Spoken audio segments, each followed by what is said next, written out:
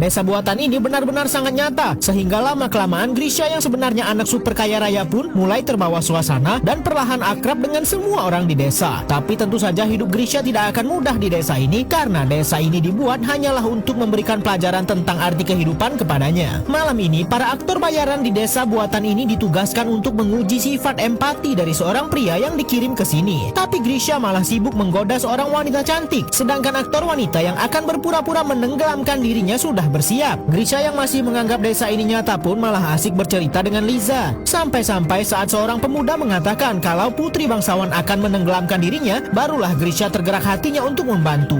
Wanita ini pun mulai berpura-pura tenggelam dan ternyata respon Grisha tidak sesuai dengan harapan. Wanita ini berharap akan dimanjakan oleh Grisha, namun ternyata ia malah ditinggalkan begitu saja dan Grisha malah mencari wanita lain bernama Liza. Sepertinya Grisha sudah mulai jatuh cinta dengan salah satu warga desa buatan ini dan ia ingin mencari rumah Liza. Ternyata rumah Liza sedang digunakan untuk para aktor ini beristirahat, sehingga mereka pun harus cepat-cepat bersembunyi. Saat Liza keluar, ternyata benar bahwa Grisha ingin mengajaknya untuk berjalan-jalan di tengah malam. Desa buatan ini benar-benar sangat nyata, sampai-sampai Grisha pun tidak sadar kalau ini hanyalah buatan dan semua orang di sini hanyalah aktor bayaran.